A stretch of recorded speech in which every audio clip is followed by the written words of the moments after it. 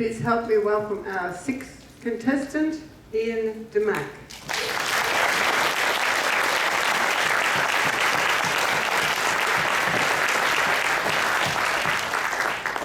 An existential crisis. An existential crisis, Demack. I had an existential crisis last week. Contest Toastmaster, ladies and gentlemen, if you are anything like me, you've got no idea what an existential crisis actually means. But don't worry, I've done my research, and this afternoon I'm going to reveal to you the central principle of existential philosophy. Now I can see that most of you are already on the edge of your seats with anticipation. But for those of you who are a bit doubtful, I offer you my ironclad guarantee. Once you understand existentialism, you'll be the life of any party. But only if your fellow guests are wearing black turtleneck sweaters and smoking stale French cigarettes.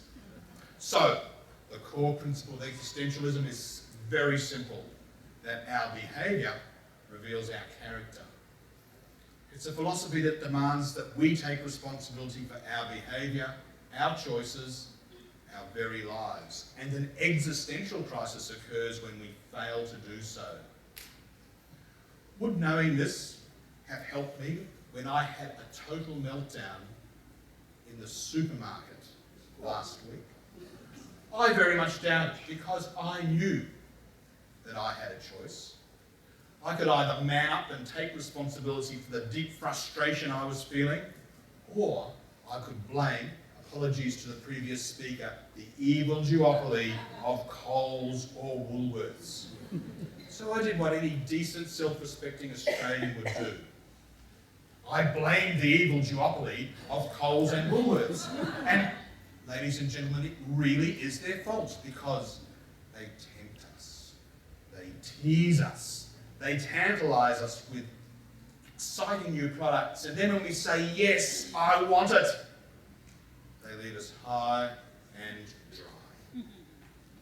I was in the spices aisle searching for pepper when the crisis hit. And I remember the old days when buying pepper was simple. You had a choice of ground white pepper or ground black pepper. And back then, the white pepper was by far the more popular. Now, I need to address the elephant in the room. The reason that the white pepper was more popular back then was not because people were racist. Absolutely not. It's just that the white pepper felt friendlier, more familiar. It was the kind of pepper you take home to teach your parents. But times change, and our tastes changed as well. We began to appreciate the more robust flavour of black pepper. And then, in the 1980s, a culinary tsunami swept across Australia. Something that transformed this nation from a post-colonial backwater into an epicure's paradise. I'm referring, of course, to the arrival of the wooden pepper grinder on our shores. The trouble with pepper is that as soon as you grind it, those volatile oils that give pepper its bite begin to dissipate. The pepper grinder guarantees fresh pepper every time, and it transforms an otherwise mediocre dining experience into something theatrical, something almost magical. Would Sir like some freshly ground black pepper on his smoked salmon and avocado? Why, please. Would Sir like some freshly ground black pepper on his sirloin steak? Absolutely.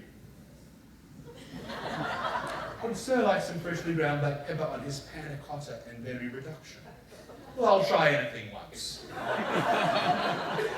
So, like any decent, self-respecting Australian, I bought myself a wooden pepper grinder. And for many decades, it served me faithfully. But lately, it's been supplanted in my affections by this fiendishly clever device. It's not fiendishly clever because it does the work of an expensive pepper grinder at a fraction of the cost, or because it is so easy to refill. It's fiendishly clever because it's transparent. which means that my dinner guests can see what refined taste I have in pepper. These days, black pepper is passé. Australia has become a rich, diverse, multicultural society, and we need multicoloured peppercorns to celebrate this trend. Those at the back may have some difficulty reading this, but originally this contained a pepper medley. A veritable rainbow of black, white, red and green peppercorns. And when I say a veritable rainbow, I actually mean a rather drab rainbow. But until scientists come up with orange, yellow, blue and indigo peppercorns, it's pretty much the best that we've got.